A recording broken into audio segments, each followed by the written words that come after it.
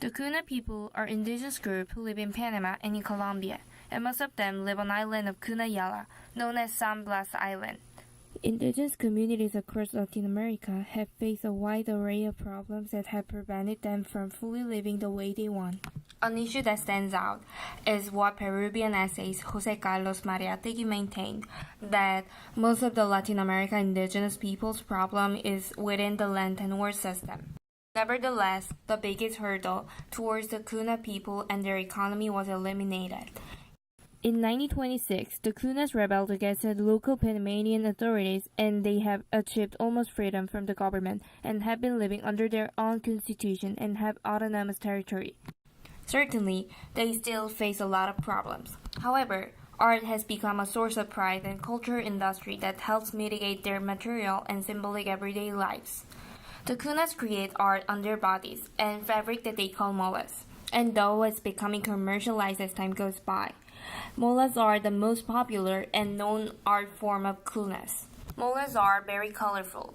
They depict a lot of objects in the nature and myths believed in their communities. Quite often in the Kuna mythology, birds represent soul and they become subjects of molas.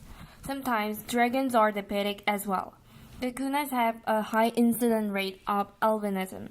In Kuna mythology, albinos are considered special, so they have the specific duty of defending the moon against the dragon, which tries to eat it occasionally during a lunar eclipse, and only they are allowed to go outside on the night of the lunar eclipse to shoot down the dragon. Arts are what shows the identity of the group. Just like Guadalupe Posada's calaveras became a symbol that represents Mexico's issue of class and race, the molas is the same. It is now that what represents the Kunas, and this is how people, especially tourists, are exposed to the Kuna culture. In addition to tourism and coconuts and lobster exports, the molas is also one of the region's primary exports and is becoming a bigger part of their income.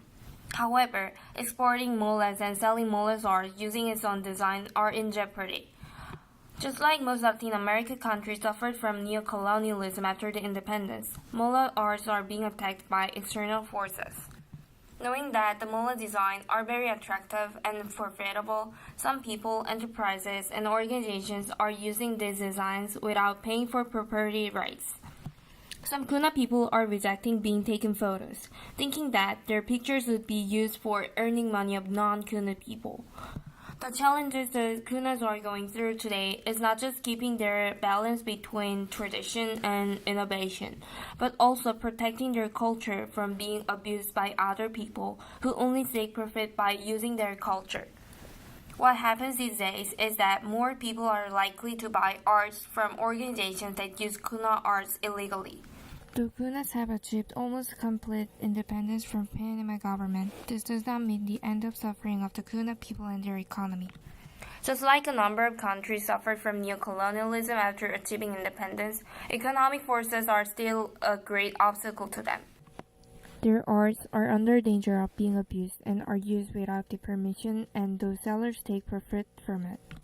They fought hard and longed for the independence, and after achieving that, new power entered their economy. At the time, the power affected the country or authority itself. However, this time, it is even worse because it affects directly the Kuna people and their livelihood. Now, the problem of indigenous people are not just up to their own hands or to the relationship between the government, but rather it's up to us how wisely and consciously we consume their products and arts.